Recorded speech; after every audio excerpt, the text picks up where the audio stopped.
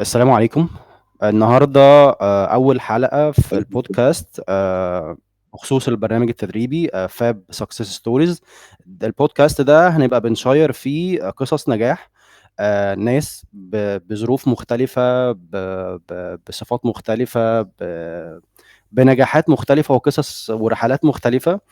خلصوا الاونلاين بروجرام بتاعنا الخاص بالفريلانسنج اللي بيساعدك تبقى فريلانسر سوشيال ميديا ماركتنج فريلانسر.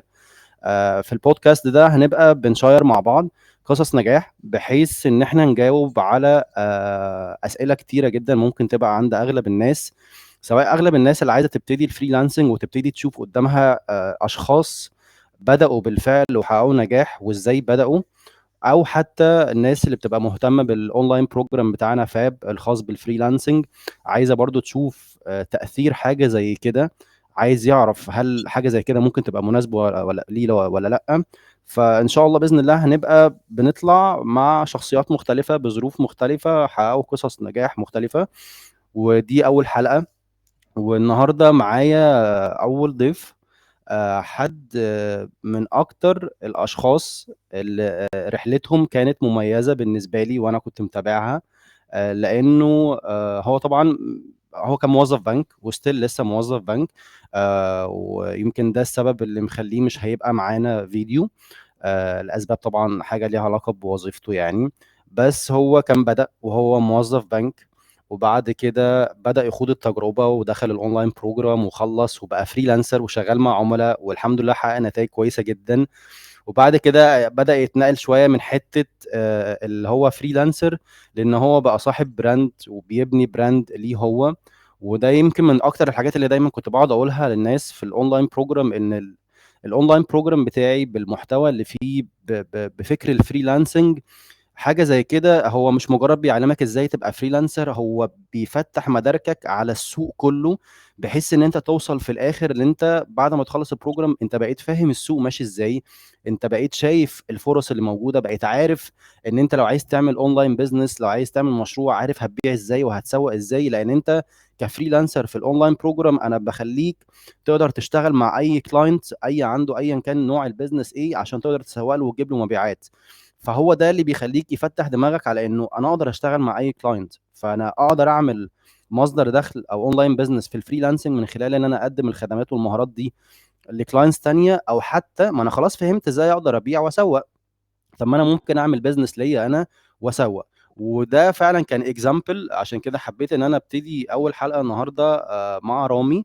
لان هو كان اكزامبل فعلا لحاجه زي كده، ان هو خلص البروجرام خد الرحله بقى فريلانسر وبعد كده بقى صاحب براند والكلام ده كله الحمد لله والشكر ليك يا رب كان في خلال شهور. معلش طولت في المقدمه شويه يا رامي. خليني بقى انا بس حبيت اعرفك على الناس، لو اتعرف بقى الناس كده بيك. بص احنا في البودكاست دي هنبقى عايزين نجاوب على 3 مراحل اي حد بيفكر ان هو يبقى فريلانسر او حتى حد مهتم بالاونلاين بروجرام بتاعنا. فهو بيبقى عنده شوية اسئلة في كذا مرحلة. في مرحلة قبل الاونلاين بروجرام ممكن يبقى في دماغه، طب قبل ما تبتدي كان ايه الافكار اللي في دماغك دايره في دماغك، طب ايه الحاجات اللي كانت موقفاك، طب انت كنت عايز تحقق ايه قبل ما تبدا، ازاي كنت شايف الموضوع ان انت تشتغل اونلاين، هل كان صعب عليك، كان ايه اللي مخوفك. دي كانت حاجات كلها بتبقى قبل ما الشخص يخوض التجربه، سواء قبل ما يخوض التجربه كفريلانسنج بشكل عام بعيدا عننا، او حتى حد بتبقى الاسئله دي في دماغه قبل ما ياخد الاونلاين بروجرام بتاعنا. وفي برضو مرحله اللي بعدها ان هو حتى بعد ما يخش في الاونلاين بروجرام ممكن يبقى عنده برضو الاسئله دي في دماغه اثناء البروجرام نفسه، اللي هو طيب انا عايز افهم منك بقى شويه حاجات، بس خليني يعني ايه ناخدها خطوه خطوه. نبتدي الاول بقبل قبل البروجرام، وبعد كده هنتكلم في اثناء البروجرام ايه اللي حصل معاك، وبعد كده نتكلم في التاثير اللي حصل معاك والترانسفورميشن اللي حصل معاك من بعد البروجرام. اهلا بحضرتك يا دكتور، اهلا بحضرتك وشرفني اكون معاك طبعا. فالشرف ليا يا رامي، شرف ليا والله.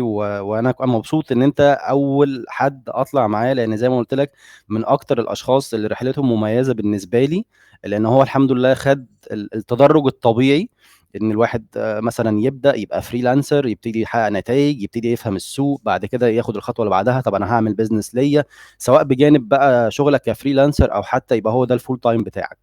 منور يا رامي.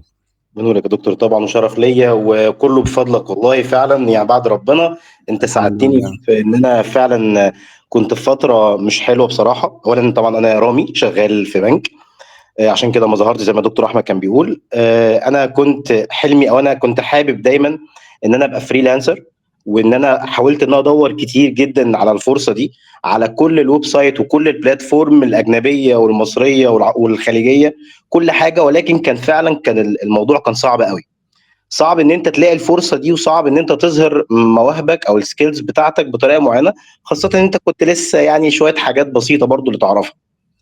لكن بصراحه لفت نظري الاعلان بتاع دكتور احمد، وده كان يعني حمسني قوي.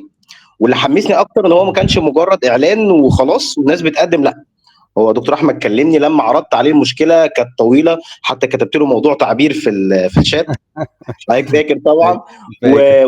وقعدنا اتكلمنا بقى في كل البلان، وكنت يعني معجب جدا بافكاري اللي هي حابه تطلع للنور، بس مش عارف ازاي. انا فاكر حتى موضوع الويب سايت بتاع الفريلانسنج او الابلكيشن اللي انت كنت بتفكر بالظبط فيه، انا بالظبط فاكر. بالظبط بالظبط بالظبط. وبالمناسبه هفرحك بحاجه بخصوص الموضوع ده، بس في الاخر تخليها مفاجاه كده في الاخر برضو يعني. اتفقنا ان شاء الله، ان شاء اتفقنا.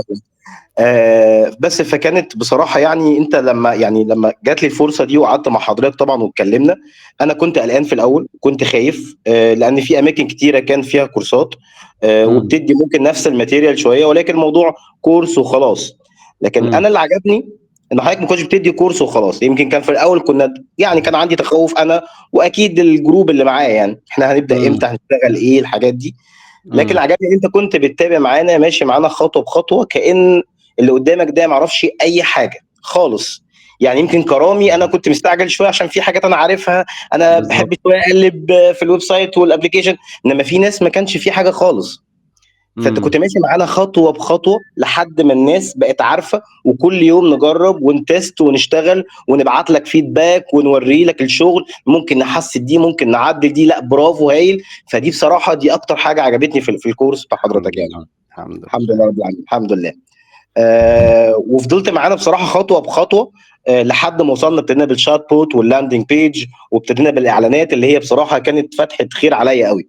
الحمد انا بقى فيما لله. يخص في الاعلانات دي، طبعا انا زي اي شاب امم. متجوز ومخلف طبعا، ظروف الدنيا عماله تغلى والدنيا عماله مش متظبطه، فاكيد كلنا كنا بندور على شغل تاني او حاجه تحسن دخلنا وتزود دخلنا، وفي نفس الوقت ما تبقاش ضغط علينا. يعني طبيعي واحد بيخلص شغله الساعه 5 6 7، ايه الشغل امم. اللي ممكن يلاقيه اصلا بالطريقه دي بعد الشغل ده؟ مفيش. امم.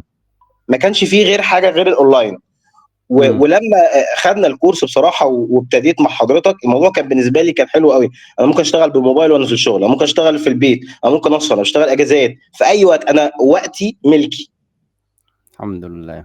ودي كانت حلوه على المستوى طبعا النفسي، لان هي كانت مخليه نفسيتي حلوه جدا الحمد لله.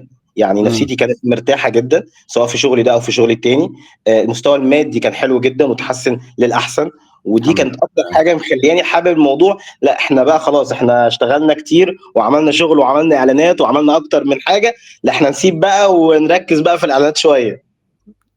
انا فاكر حتى يوم ما كلمتني وقلت لي انا غالبا هفكر هسيب البنك وهفتح بالظبط شركه، قلت لك بس يعني خد الموضوع بس خطوه خطوه الاول، عشان بالظبط ده تبقى نقله كده بشكل امان يعني. بالظبط. وانا طبعا سمعت كلام حضرتك والنصيحه الجميله دي بصراحه، ان انا فعلا ما ينفعش اتحرك دلوقتي، لازم اتحرك ستيب باي ستيب لحد ما الدنيا التانيه تبقى تقوم وتبقى قايمه وشغاله كويس جدا جدا، ومحققه لي نفس دخلي واعلى كمان يعني. بالظبط بالظبط، ده حقيقي فعلا، ده حقيقي. طيب رومي، ايه اكتر حاجة يعني بعد ما خلصت البروجرام او لما شفتها في البروجرام، اكتر حاجة فاجأتك، اكتر حاجة حاسس انها فرقت معاك؟ يعني احكي لي كده جوه البروجرام بقى، اثناء البروجرام، سواء وانت شغال في البروجرام او حتى بعد ما خلصت، ايه اكتر حاجة فرقت معاك؟ من اكتر الحاجات اللي فرقت معايا زي ما قلت اللي هي حته ان انت بتتابع معايا ديلي، سواء في اللايف اللي بنعمله، سواء اسبوعي، عشان نشوف لو إمم. في اي اسئله، اي حاجه ممكن واقفين فيها. دي حاجه كويسه جدا. وفي نفس الوقت لو انا كنت ببعت لك برايفت شويه ايه الاخبار والحاجات دي شكلها حلو، إمم. وباخد الفيدباك منك، بصراحه ده كان بيديني موتيفيشن عالي قوي قوي قوي ان انا اكمل واوصل للاخر. يعني طب دي من الحاجات الجميله جدا بصراحه، ووعدك ان انت مش هتسيبنا في الاخر. يعني انا مش هدي لك كورس إمم. وهمشي، احنا مع بعض. احنا خلصنا ده الكورس حقيقي. بقالنا سنه تقريبا او اكتر من سنه، ولسه على آه، تواصل مع بعض، ولسه في شغل ما بيننا كتير. الحمد فدي من لله. الحاجات اللي مخليه في ريليشن قويه بيني وما بينك. دي اهم حاجه طبعا. الحمد لله. طب رامي، بُص هاقول لك على حاجة، أنا هاسألك سؤال، بس الحلقة دي هتبقى على اليوتيوب، تمام؟ هاسألك سؤال وعايزك تجاوب بمنتهى الصراحة. في ناس أنت اوكي. عارفني أنا، لو في حد شايف إن هو مش هينفع في الprogram أو كده، أنا باقول دايمًا لو معاكش كذا ما تخشش، لو مش قادر تحط وقت ومجهود ما تحطش، الكلام ده كله. عايزك تقول لي كده،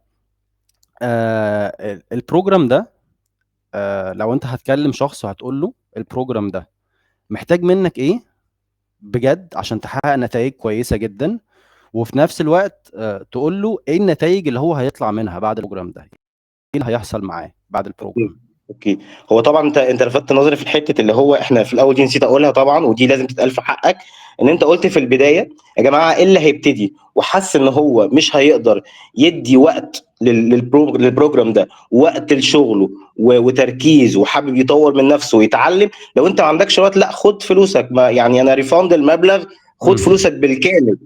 آه. دي ما فيهاش كلام. اصلا انا مش هديك كورس بالعافيه واخد منك الفلوس وانت في الاخر ما استفدتش. بالعكس، ده كان بروميس منك ووعد وضمان لينا ان انت لو انت حاسس ان انت ما اتعلمتش، خد فلوسك بالكامل.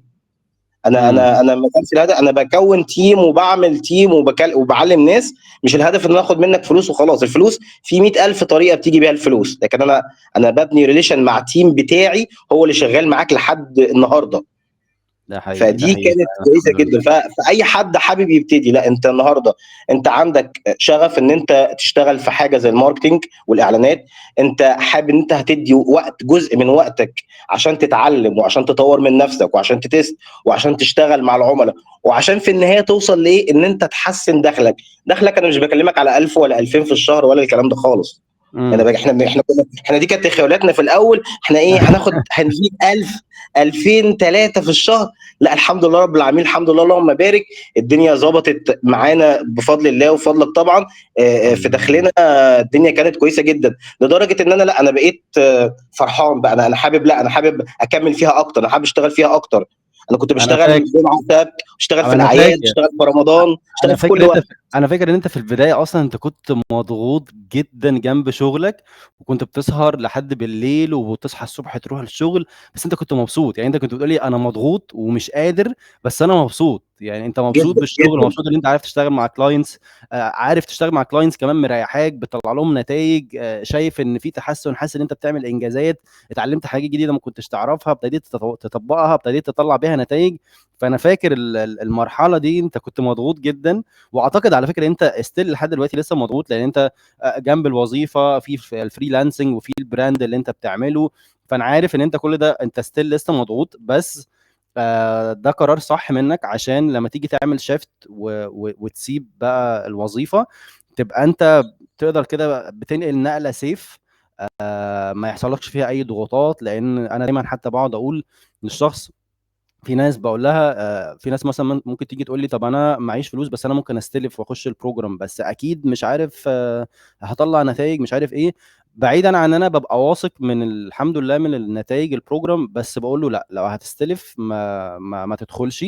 مش عشان حاجة، لإنه الشخص لمّا يعني في أغلب الأشخاص كده، لمّا بيبقى مديون بيبقى مضغوط، والضغط أحيانًا بيخلّي الشخص ياخد قرارات غلط، خصوصًا في البداية هو لسه مش فاهم. فعشان كده بالظبط. كنت باقول لك لأ خلاص، مش لازم تسيب دلوقتي، استنى شوية. لو أنت بتعمل 20، 30 X أيًا كان، لأ استنى يبقوا 50، يبقوا 60، أيًا كان بقى الرقم يعني، بس استنى لحد حتى ما يبقى معاك backup، وتشوف نتائج الحاجه اللي انت بتعملها بشكل كبير جدا وتبقى مستقره. وده الاهم، لان في ناس ممكن اول ما يجي يعمل اول شهر مثلا، جه عمل اول شهر 20 30 الف جنيه، هوب انا هسيب الوظيفه. اوكي جميل، بس مش دلوقتي يعني.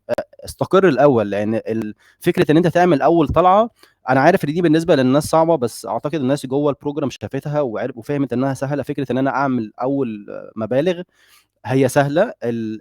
الصح بقى او الصعوبه شويه بتبقى في ان انا افضل محافظ على استمراريه الدخل ده، وبيزيد بقى مع الوقت. طيب، بالظبط. بص يا رامي، هقول لك على حاجه. لو حد بعيدا حتى عن البروجرام بتاعنا، لو انت عايز تنصح حد عايز يخش مجال الفريلانسنج، عايزك تنصحه بكذا حاجه. اولا، ليه مجال الفريلانسنج؟ يعني خلينا اخدها معاك كده سؤال سؤال. ليه مجال الفريلانسنج؟ ليه تنصح شخص لو هو عايز يعمل مصدر دخل جانبي، او هو حتى فاهم يعني عايز يعمل مصدر دخل جانبي بس لسه مش عارف يختار انهي بزنس موديل، فريلانسنج ولا ديجيتال برودكتس ولا اي كوميرس ولا الكلام ده كله؟ ليه يختار الفريلانسنج؟ او حتى لو هو نوعا ما مقرر ان هو فريلانسنج بس لسه ما خدش القرار، او حتى خد القرار بس ما حققش نتائج، ليه يفضل مكمل في الفريلانسنج؟ ده اول حاجه. الفريلانسنج طبعا ارشحها في البدايه طبعا لاي حد. ليه؟ لان انت اولا انت بتشتغل براحتك، مش مم. بتشتغل تحت ضغط من مديرينك بروتين معين. والروتين ده كانت اكتر حاجه كانت بتخنقني جدا، لان انا شخص ضد مم. الروتين. مم. انت بتشتغل بدماغك وبتشتغل ببلان مختلفه مع كل عميل على حسب الشغل وعلى حسب الاستراتيجي اللي بتحطها. فدي لوحدها متعه، صدقني. نفسيا هتحسس لك مودك بطريقه فظيعه ده بجد. حقيقي. يعني انا بتكلم بصدق، اللي هو لا، دي حاجه فعلا نفسيا هتحسن. أنا كل اللي حواليا حسوا بالفرق ده. عليا، انت يا رامي فيك حاجه متغيره، رامي انت بقيت الدنيا تمام. قلت لهم يا جماعه انا في كذا كذا كذا بعمل كذا، وانا بصراحه يعني نفسيا مستريح جدا جدا. على العلم مم. ان انا ما كنتش صبور في الحته بتاعت الكورس شويه. ان انا مع اول بس ان احنا اخذنا الشات بوت في الاول، حضرتك لو ده تفتكر، حقيقي، ده انا حقيقي، رحت انا جبت فاكر. عميل. يعني انا ده خلصت حقيقي، الشات بوت، رحت جبت عميل. ده حقيقي، ده حقيقي فعلا. قلت هجرب، وعملت بيج، وعملت صفحه، وعملت فيديو، وعرفت الناس، واتعلمت من تجارب كتير وشويه حاجات كتيره على النت. فعملت فيديو فجبت عميل. طب ده الدنيا كويسه. خش على مم. اللاندنج بيج، ليها بقت عميل. خش على الاعلانات، الحمد لله، دي بقى اللي جابت كل حاجه، الحمد لله رب العالمين. الحمد فانت لله. النهارده انت بتشتغل فريلانس، بتشتغل براحتك، بتشتغل في الوقت اللي انت عايزه، بتشتغل بدون ضغط. في نفس الوقت انت بتشتغل في مجال بيحقق لك يعني فلوس حلوه جدا. زي ما قلت، مش 1000 ولا 2000 خالص. انت لو دخلت في اي جروب في السوشيال ميديا هتلاقي في ناس بتحاول تبيع نفسها وبلا مقابل، وده كان غلط. ويمكن دي اكتر حاجه انت نصحتني بيها، ان انت ما تعملش ده. انت حاول تكون سيلكتيف قوي في العملاء بتوعك، تحاول تختار العملاء. دي برضو ميزه تانية. مم. انا مش مم. اي عميل بشتغل معاه، انا بختار العميل بتاعي بنفسي. صح، ده حقيقي. فدي هو كانت حلوه. ده دي كانت حقيقي. هو حلوه جدا. اغلب الناس يعني انا دايما حتى بقول لهم كده. اغلب الناس عندهم مشكله دي، من اكتر المشاكل في الناس اللي عايزه تبتدي فريلانسنج. حاجتين: يا اما هو لسه مش عارف يختار انهي مهارات، يا اما ان هو مش حتى لو اختار مش عارف يجيب عملاء. فانا دايما لما كنت بقعد اتكلم في حته العملاء واقول لهم الموضوع سهل، كنت برجع بقول لهم انا عارف ان في ناس ممكن تستفز مني شويه في حته ان انا بقول قد ايه موضوع ان انت تجيب كلاينتس، لما تكون طبعا فاهم انت هتجيبهم ازاي باستراتيجيات معينه ومحدد بالظبط الخدمات والاوفر بتاعك والكلام ده كله، قد ايه الموضوع سهل. كان في ناس بتستفز مني شويه، اللي هو يعني الموضوع مش بالسهوله كده. بس كنت بقول لهم لا، هو الموضوع بالسهوله دي لدرجه ان الناس في البروجرام عندي انا بخليهم اختار العميل. انت مش كمان يعني انت مبتدئ وهتجيب عملاء بسهوله، وكمان هتنقي وتختار العميل اللي انت عايز تشتغل معاه، اللي هيريحك، واللي في نفس الوقت هتعرف تحقق معاه نتائج، لان العميل اللي هيريحك هو ده اللي انت هتعرف تحقق منه معاه نتائج. فده حقيقي فعلا. بالظبط. دي كانت نصيحتك وانا عملت بيها. يمكن اول عميل ليا كانت سنت واحده عميله عايزه تشتغل في برودكت بتاعها. كانت هي مسعره غلط، وكانت عامله مم. حاجات كتير. انا حاولت انصحها بس هي ما كانش عايزه تسمع نصيحه. فبالتالي مم. لما عملت لها الاعلانات وبادجت قليله جدا وتكاد لا تذكر، وجيت على نفسي عشان بس استقبل اول عميل، حسيت الموضوع مرهق جدا. ان انت بتتعبيني، او انت مش عايزه تسمعي كلامي وانا بقول لك الصح فين. لا، انت مم. النهارده لما قلت لي لا، انت اختار عميلك صح، النهارده العميل التاني اللي بعديها احنا مكملين مع بعض بقالنا سنه دلوقتي، ما وبنشغل شاء الله. اعلانات على طول، اعياد، مواسم، رمضان، في كل وقت بنشغل اعلانات وبارقام ما شاء كويسه كانت الله. عماله تزيد تدريجيا مع زياده المبيعات. العميل رشحني للتاني، التالت، الرابع، وهكذا. فكل ده بصراحه كانت حاجه انا كنت حاببها. انا كانت في ناس كانت بتتحايل عليا ان هي عايزه تعمل معايا اعلانات، بس وصلت قلت لهم لمرحله انا يا جماعه مش هقدر، معايا بورتفوليو كبيره، بس ممكن اساين العميل ده لحد من زمايلي، وده حصل، امم يعني ده حصل كذا مره. ده حقيقي. اي انا فاكر حتى انت اقول لك على حاجه، لسه حتى من يومين ثلاثه يعني سبحان الله دايما حته او جمله انا مش ملاحق على العملاء دي. سبحان الله انا دايما كنت بقعد اقول للناس ده اللي هيحصل معاك، لان هو فعلا حصل معايا وانا بنقل لكم حاجه زي كده، ودايما فعلا بيحصل. يعني انت دلوقتي اهو بتقول حصل معاك كده.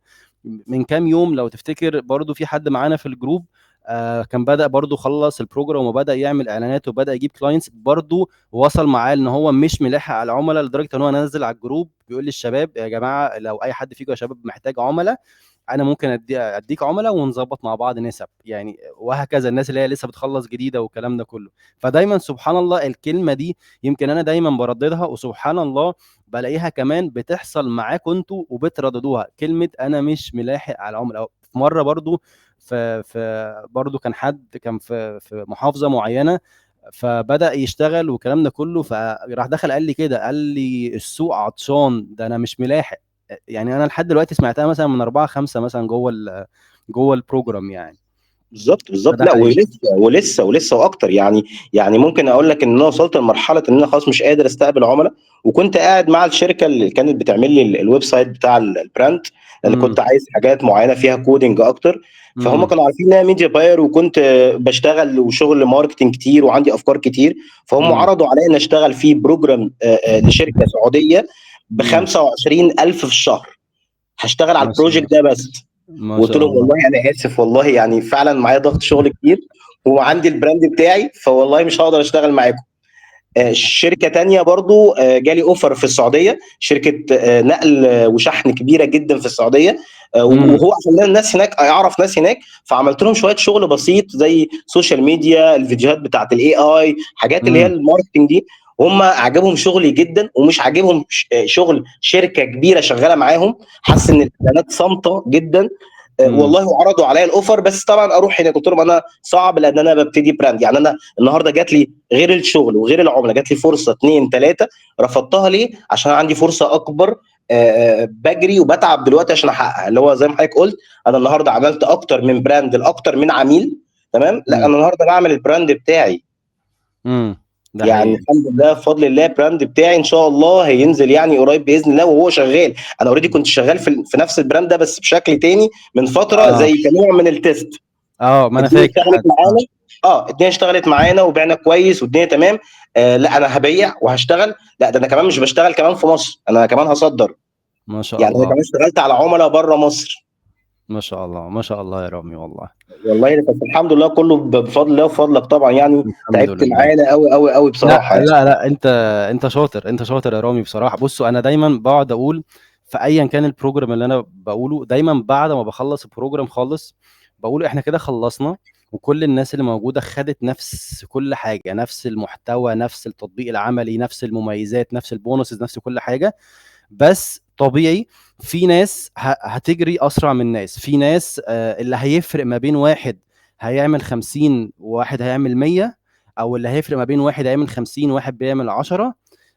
مش اللي هو خده اللي هو اتعلمه، لا هو كل واحد انا اديتكم كلكم نفس الحاجه، بس اللي بيعمل كده هو كل واحد فيكم عنده ميزه. كل واحد فيكم عنده ميزه بيشغل دماغه بشكل معين، بيجرب حاجات معينه، بيفكر بشكل معين. هو ده اللي بيفرق. لان زي انا دايما بقول يعني ايه، لو هو الموضوع سهل قوي كده وكله خد نفس الحاجه، ما طب الناس كلها مش زي بعض ليه؟ لان كل واحد عنده ميزه. يعني انا بديك كل حاجه على قد ما اقدر، لدرجه ان احيانا، واعتقد ان انت بتشوف حاجه زي كده، لدرجه احيانا الناس بحس انها في البروجرام متدلعه شويه، اللي هو من كتر ما هي متعوده تاخد كل حاجه. فاللي هو ممكن تيجي في حاجات بسيطه، فساعتها اجي اقول لا يعني اعمل حاجه زي كده. يعني انت لو فرقت لوحدك هتعملها مش دايما. يعني اوكي ان انت يبقى في حد بترجع له بتساله، مفيش مشكله، بس لازم تتعود ان انت تحل المشاكل البسيطه اللي هتقابلك، لان انت ممكن في وقت من الاوقات انت محتاج رد دلوقتي، محتاج حل دلوقتي. فلازم تتعود يبقى عندك حته مهاره البروبلم سولفنج شويه، اللي هو ابتدي افرك اشوف حل، او حتى حته الطموح او الكرياتيفيتي في ان انا خدت الحاجه بس انا ممكن ازود عليها حته. وده على فكره ده الطبيعي اصلا بتاع اي بزنس، اي بزنس في السوق.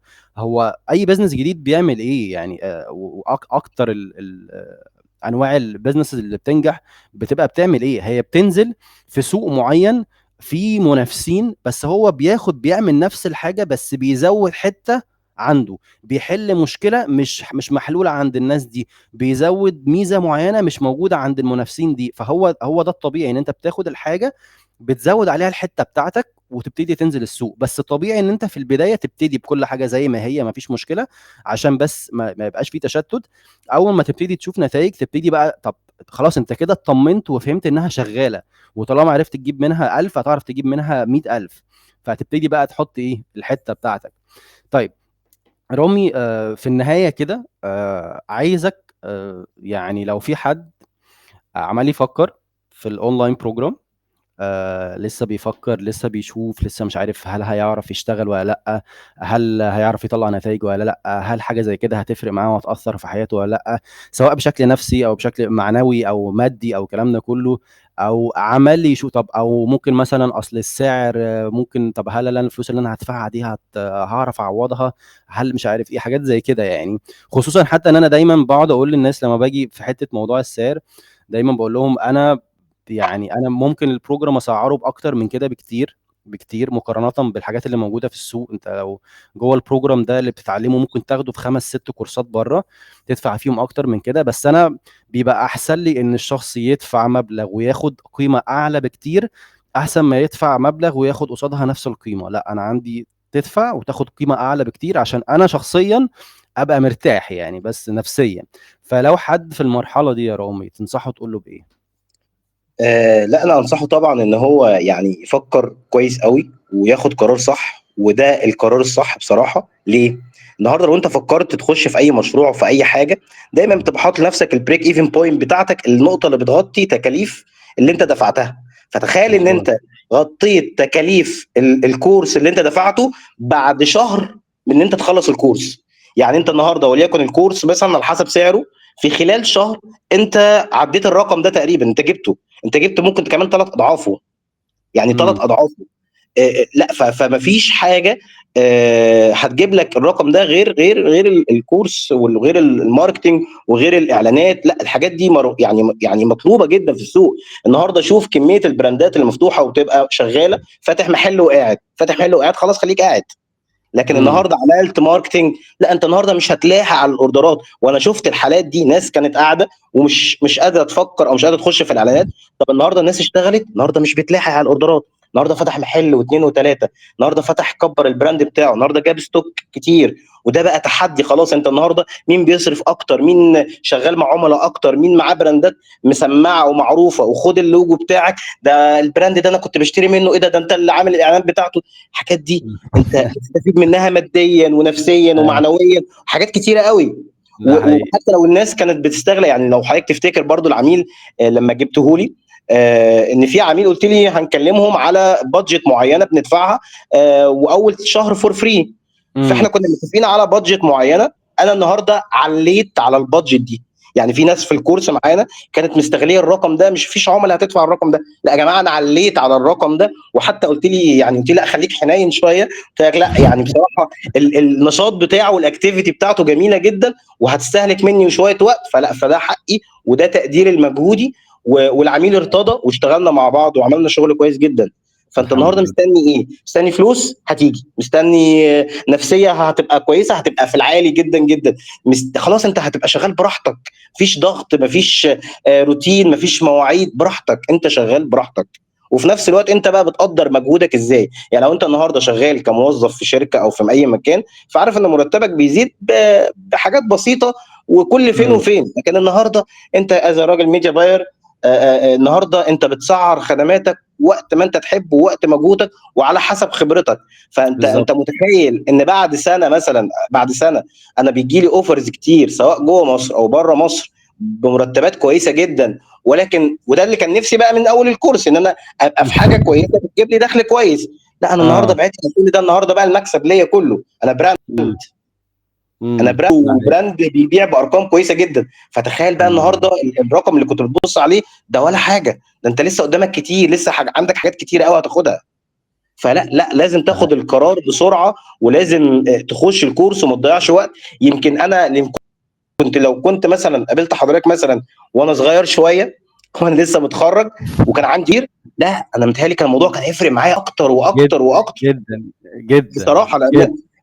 لان دلوقتي طبعا وانا متجوز ومخلف وعندي شغل الصبح، لا الموضوع طبعا فيه برضو ضغط ان هي الصبح وبالليل، مع ان انا حابب ده. لكن وانا بقى كنت في الاول وانا صغير وخدت القرار من بدري، لا الموضوع كان يفرق معايا اكتر كمان، اكتر من اللي انا فيه، والحمد لله فضل ونعمه طبعا. الحمد لله الحمد لله يا رامي، ان شاء الله بالتوفيق يا رامي باذن الله. وحقيقي انا مبسوط انا متعود اقول سيشن مش متعود اقول حلقه او بودكاست او الكلام ده. فانا لا مبسوط بصراحه، ومبسوط ان انا اول حلقه في البودكاست ده كنت انت ضيف معايا فيها، لان زي ما قلت لك رحلتك بالنسبه لي بصراحه مميزه. ومبسوط يا رامي باللي انت بحققه جدا جدا، ودي من يعني